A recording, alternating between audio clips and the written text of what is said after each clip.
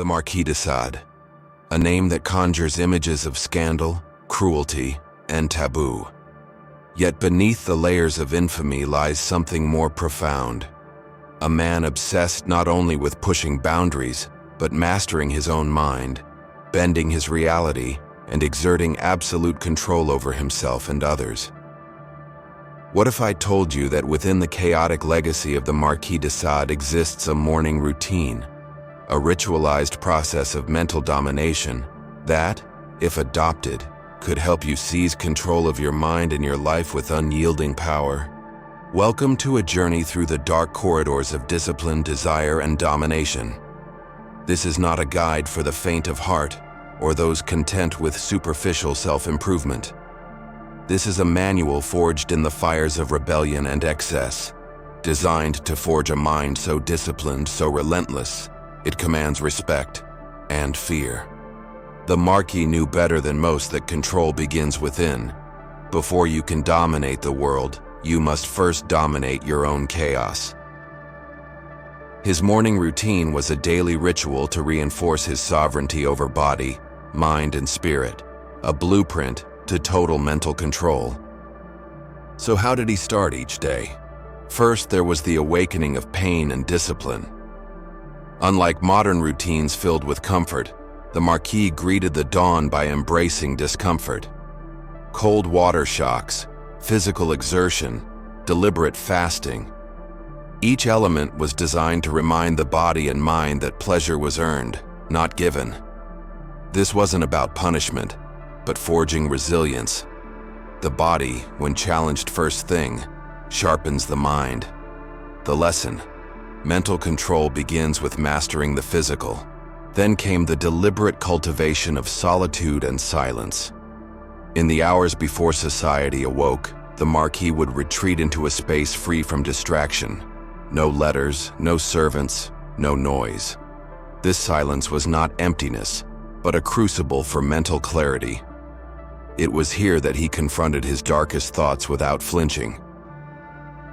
The takeaway: control requires unflinching self-examination, a confrontation with the parts of ourselves we usually hide.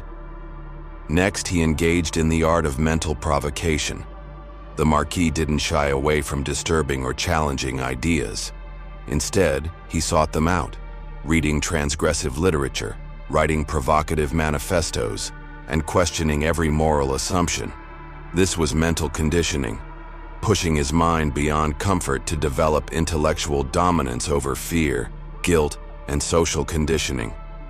It's a call to those who dare. Challenge your beliefs daily to break mental chains. Following this, he practiced ritualized visualization of power and influence. With eyes closed, he would imagine himself bending wills, commanding respect, and moving through the world untouchable. This wasn't fantasy, but a mental rehearsal, programming the subconscious to embody dominance. Modern neuroscience confirms visualization rewires the brain.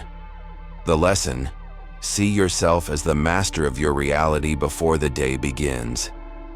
The Marquis also devoted time to deliberate journaling, a brutal honesty with himself.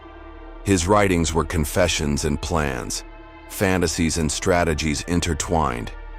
By documenting his desires and fears, he externalized chaos, transforming nebulous thoughts into clear objectives. This is key.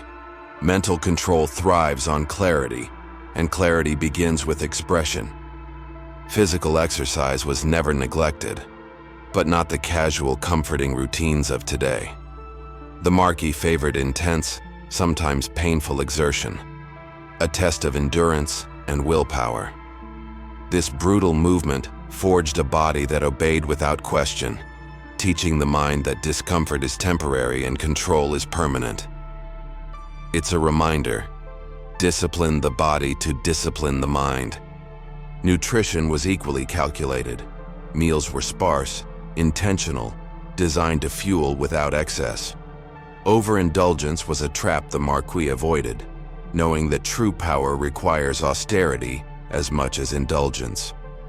From this, we learn: control your appetite, control your impulses. But mental control wasn't just about self, it was also about others. The Marquis practiced subtle psychological games even in the quiet morning hours, mentally rehearsing how he would manipulate social situations, command obedience, or dismantle opposition. This pre-planning was a form of mental armor, sharpening social dominance before the day's battles even began.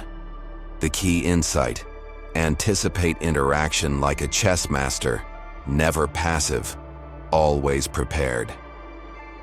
Despite the darkness surrounding his reputation, the Marquis de Sade's morning routine was a testament to one truth: power starts with relentless self-mastery.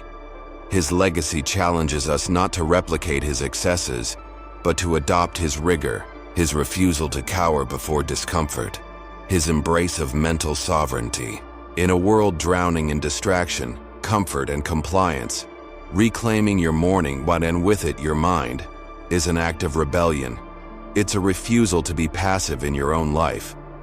So as you watch this, I invite you to consider: how do you begin your day? What rituals shape your mind? Are you the master of your thoughts or their servant? If you want to take control, the first step is always the hardest: waking up to discomfort, silence, and challenge. But it is also the most powerful. If this idea intrigues you, if you're ready to break free from mental chains, hit like. Subscribe for more unapologetic insights into dark wisdom. Share this with someone who needs to reclaim their mind. And comment below: what part of your morning routine keeps you weak, and what part could make you unstoppable? The Marquis' morning routine wasn't just habit, it was a declaration: I control myself, I control my world. What will your declaration be tomorrow morning? Remember, total mental control is not given, it is seized. Every day, every dawn, with ruthless intention. See you in the shadows of your own mind.